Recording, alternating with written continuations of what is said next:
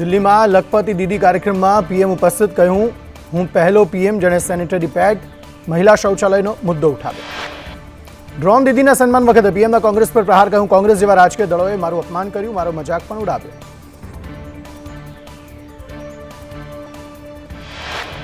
PM Modi કાલે ગુજરાત પ્રવાસે આવશે, ગાંધી આશ્રમ સ્મારકના માસ્ટર પ્લાનનું લોકાર્પણ કરશે. સીએમ ભૂપેન્દ્ર પટેલે ગાંધી આશ્રમમાં તૈયારીઓની કરી સમીક્ષા, આશ્રમમાં ભૂમિ વંદના કાર્યક્રમ સ્થળની લીધી મુલાકાત.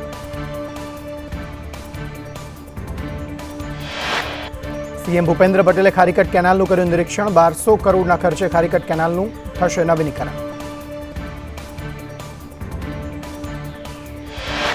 મુખ્યમંત્રી ભૂપેન્દ્ર પટેલ આજે સાંજે દિલ્હી જશે, સાંજે કેન્દ્રીય ચૂંટણી સમિતિની બેઠકમાં રહેશે હાજર.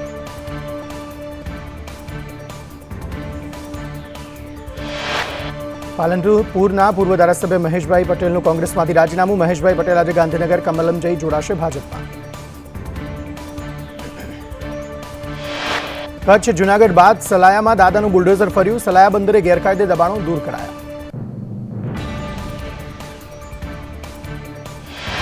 મહીસાગરમાં એસટીની સવારી બની અસલામત સવારી, મોબાઈલ હાથમાં રાખી બસ ચલાવતો ડ્રાઈવરનો વિડીયો સામે આવ્યો.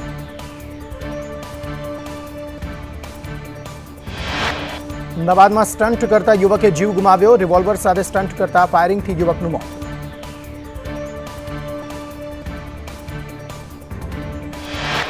ખાંભા ગીરના છેવાડાના ગામડાઓમાં ઉનાળાની શરૂઆતમાં પીવાના પાણીની સમસ્યા, નર્મદાની લાઈન પહોંચી પણ પાણી નહીં. એસબીઆઈને સમય અવધિ આપવા સુપ્રીમ કોર્ટનો સ્પષ્ટ ઇનકાર, ચૂંટણી પંચને દાનમાં આપનારાઓના નામ તરત જણાવવા સુપ્રીમ કોર્ટનો આદેશ.